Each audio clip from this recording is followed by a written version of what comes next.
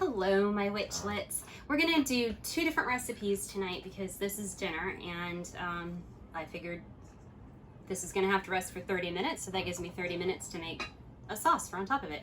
We are going to make pasta, and this particular pasta is low-carb pasta. The recipe comes from Nom Nom, so GNOM-GNOM.com. And basically what you're gonna need is 1 egg lightly beaten, 2 teaspoons of apple cider vinegar, 2 teaspoons of xanthan gum, 1/4 teaspoon of kosher salt, and then this is 96 grams of almond flour and 24 grams of coconut flour, which I just kind of mixed together. So we're going to do this in a stand mixer because I'm very tired. I haven't slept well for the past 3 days. And so we're gonna bring the stand mixer down here and get everything set up and be right back for you to show you how to make this pasta. Okay, so we have our KitchenAid here with our dough hook, and what we're gonna do is we are going to put our flour mixture into the bowl.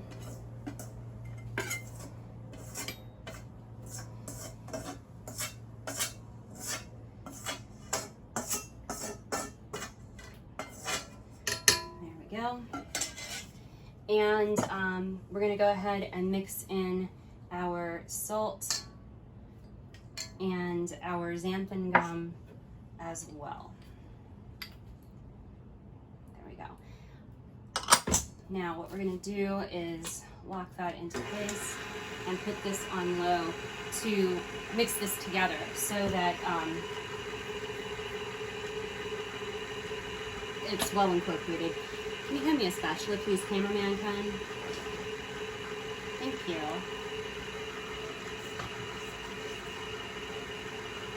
I'm just trying to scrape this down from the sides to make sure that everything is well incorporated, which it appears to be. So at this point in time, we are going to add in the apple cider vinegar,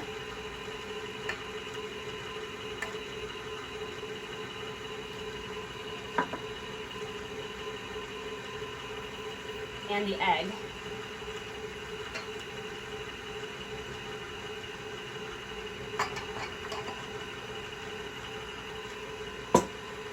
And we're gonna let this get incorporated, and then we're gonna start adding water by the teaspoon to help form the dough.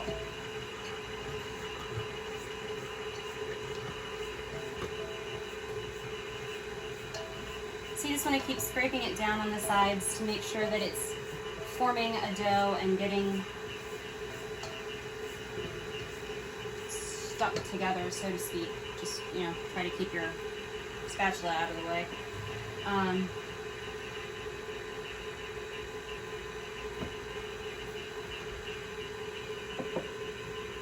So we're going to start adding our water, 1 teaspoon at a time. As soon as I'm going to get to a teaspoon.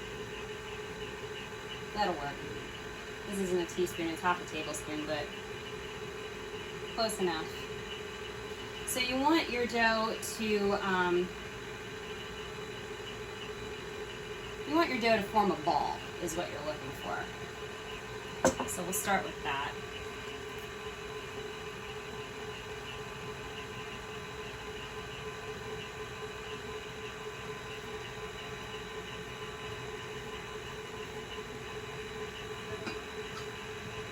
This is the thrilling content you come to this channel to see, I know it.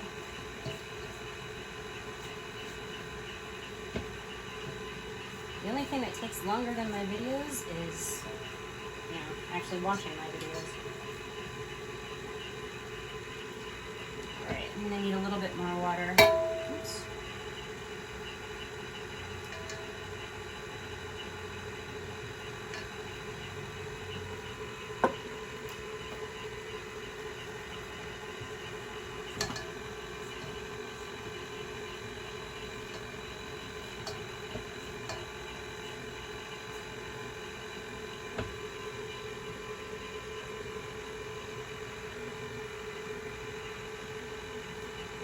it's starting to form up a bit. It's definitely not forming the ball that it's supposed to be forming, but it seems like it will get there. So I will come back when this is in a ball and we'll go from the next steps.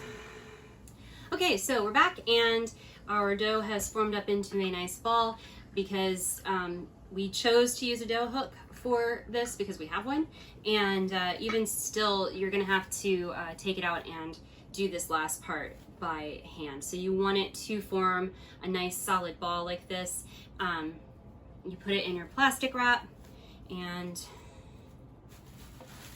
then you wrap it up and it goes into the refrigerator for 30 minutes or up to 5 days, depending on when you are going to make your pasta.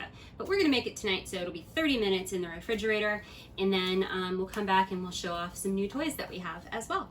But in the meantime, you are going to want to get your other recipe, because I should have thought of this earlier. This one is from the Wholesome Yum, which is one of my go-to websites for recipes, and it is going to involve a tablespoon of butter, garlic, measure with your heart, 6 cloves is what it calls for, 1.5 cups of heavy cream, 1/2 cup of grated Parmesan, black pepper, sea salt, and nutmeg to taste. So we're gonna go ahead and get our dough into the refrigerator, and then we're gonna come back and we are going to reframe everything and start on the Alfredo sauce. Alrighty, so we're back. We're going to make homemade Alfredo sauce. Alrighty, so while our dough is chilling, we are going to make Alfredo sauce. Now, I did make some about a week and a half, 2 weeks ago, and this is the remainder.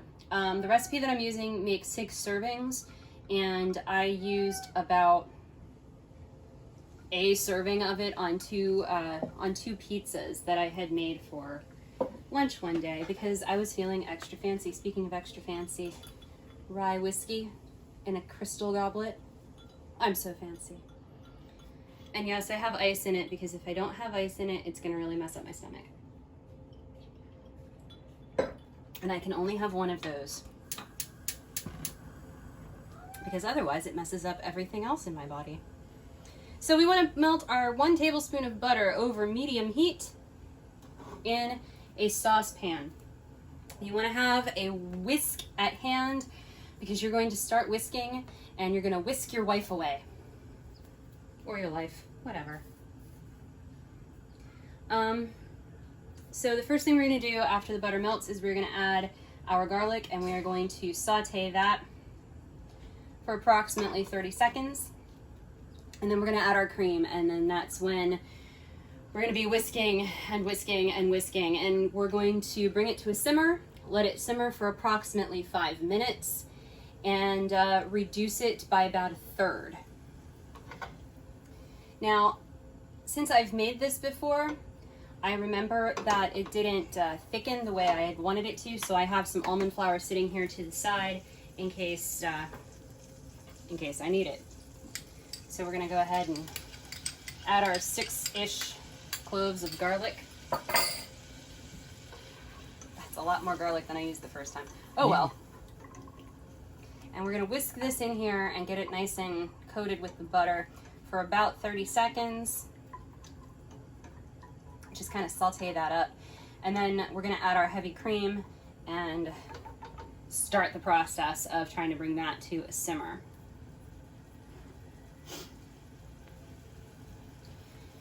Now for this, you are going to want salt, pepper, and if you want it, nutmeg. I personally think the nutmeg adds a lot to this particular recipe, but you'll add those later when you add the Parmesan cheese. All right, so now it's time to add our 1.5 cups of heavy cream.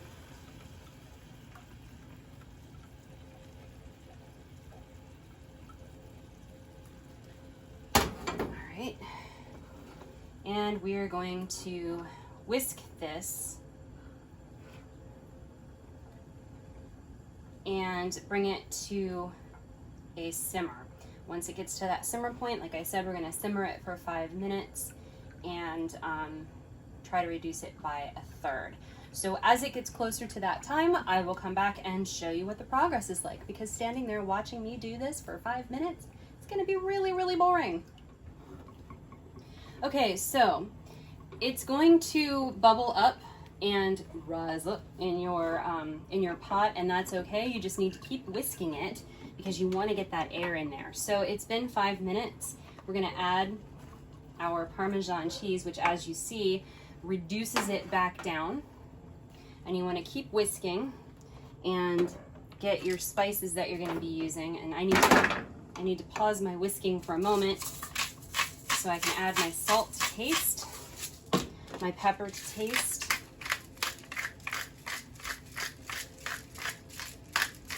I like pepper, and my nutmeg to taste.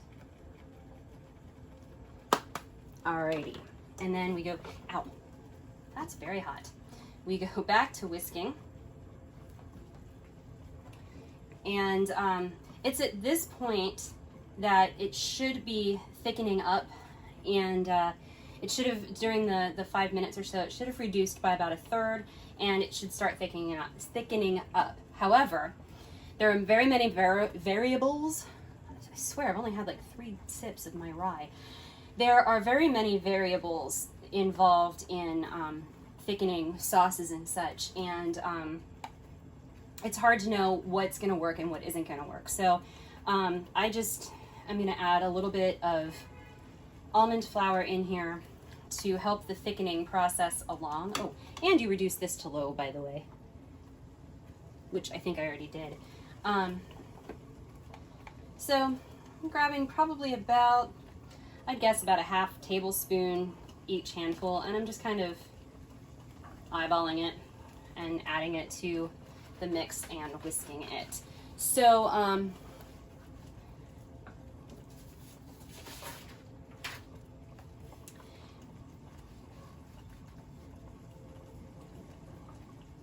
you want to get this so that it's relatively smooth.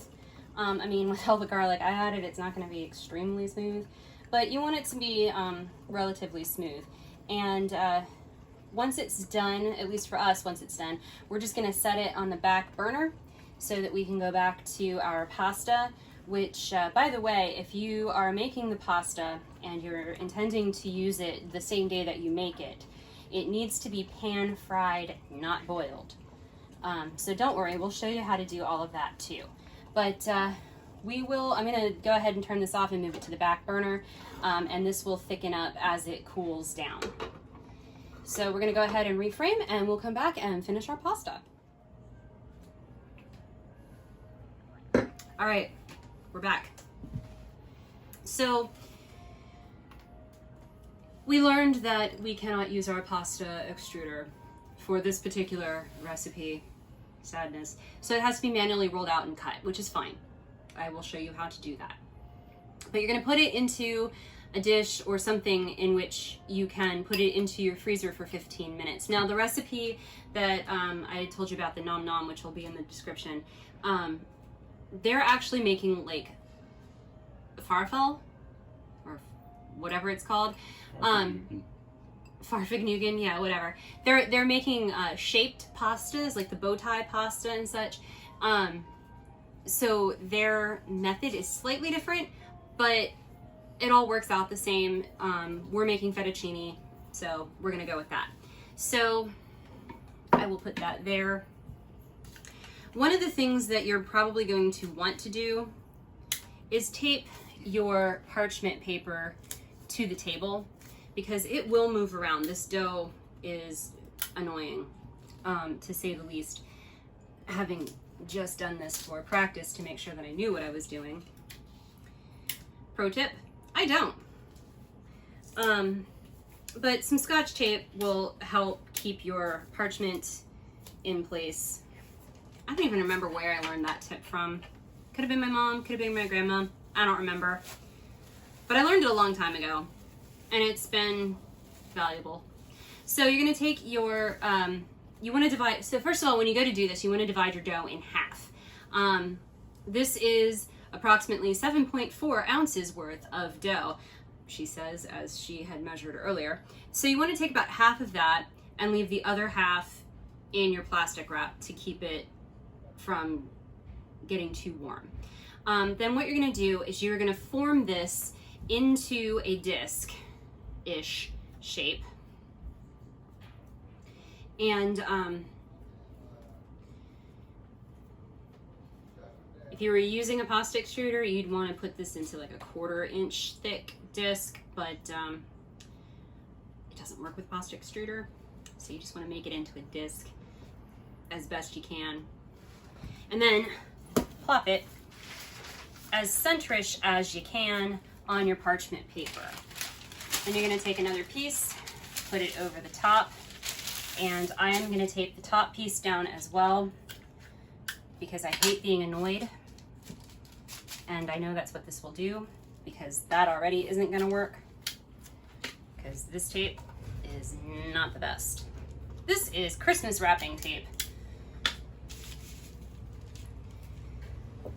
So I'm going to just tape this down really fast as I can tape things down, which is obviously not very fast.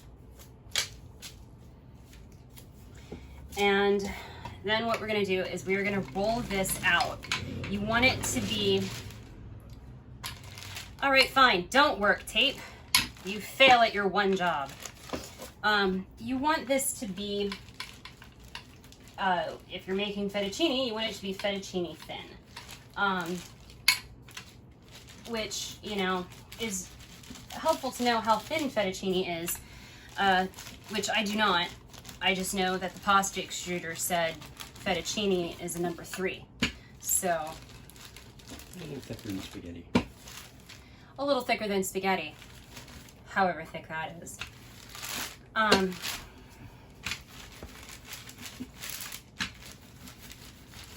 But you want to get this, I mean, it doesn't have to be any particular shape, it just needs to be thin. Because you're gonna, you know, cut it in a few minutes with a pasta cutter. But I will show you. We were gonna use the pasta cutter anyway,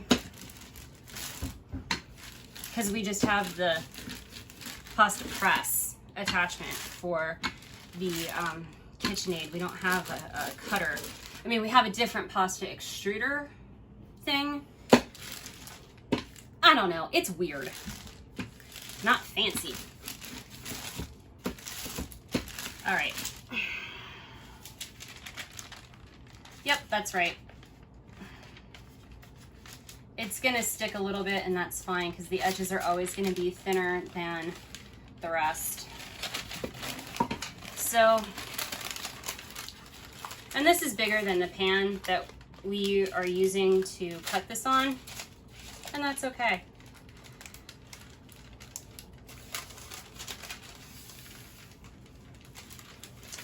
Voyole. We have dough. So if cameraman Ken can hand me the pan, I will try to do his trick of, oh, look at that. My tape didn't even hold. How awesome. Coconut flour. Now, I think honestly that you're gonna want to use a finer type flour for this part. And coconut flour is a very fine ground flour. I don't know what I'm talking about. I mean, I do know what I'm talking about. I just don't know how to communicate it. It's fine. It's not going to alter the texture, at least not too much, of your pasta. All right, that piece is definitely getting cut off.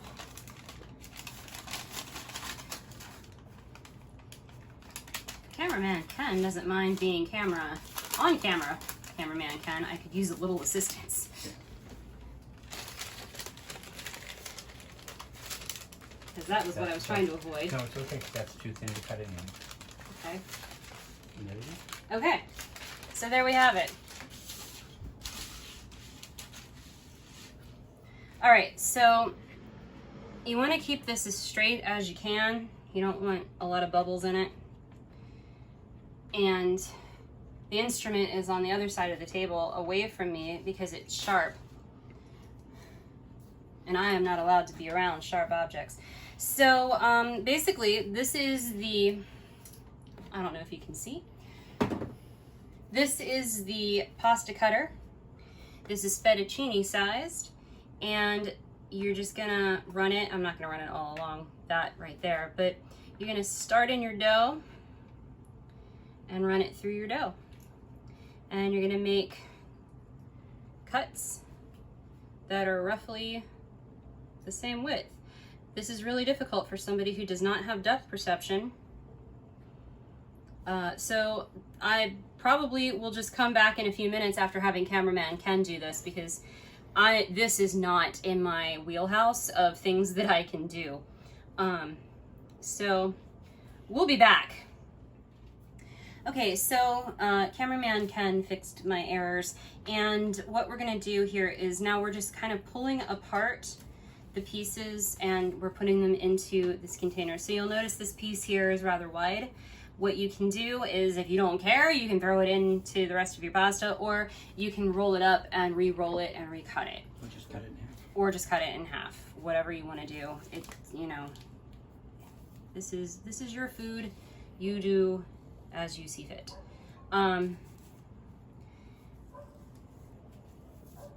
So again, like I said, this is gonna go in the freezer for 15 minutes. And then we'll show you how to cook this up, because you don't want to stick it into a pot of boiling water. This is considered fresh pasta. And let's see if I can do this.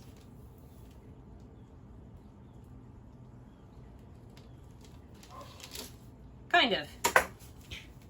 Good enough. 1 and 2 and a bit. There we go.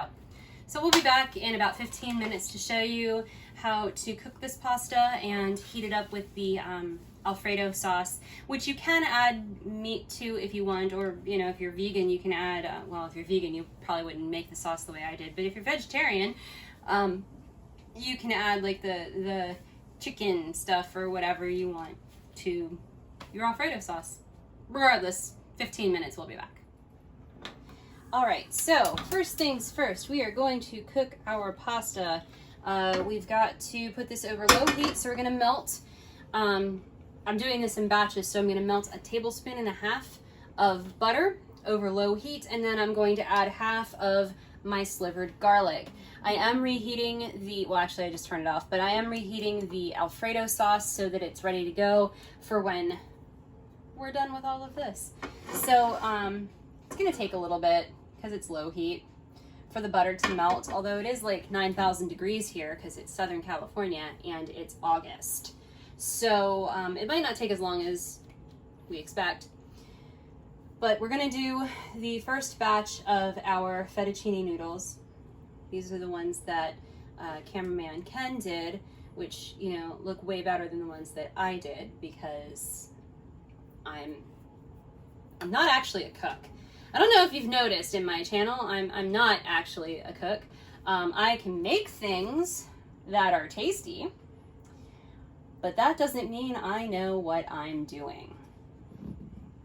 Like, ever. At all. Swirling my butter around here. All right. So once the butter is melted, we're going to, like I said, add half of our garlic, since I'm doing this in batches, and that is going to saute essentially until it is just starting to brown.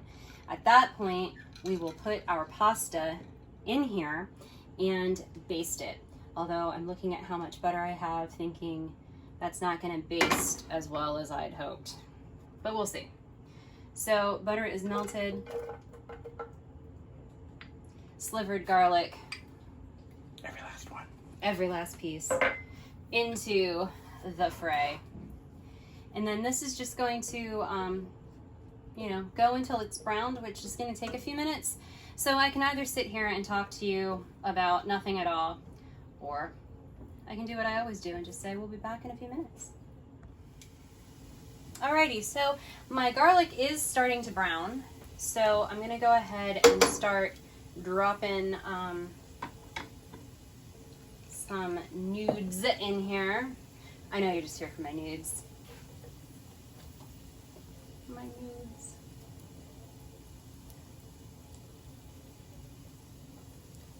And these are going to cook until they are slightly browned.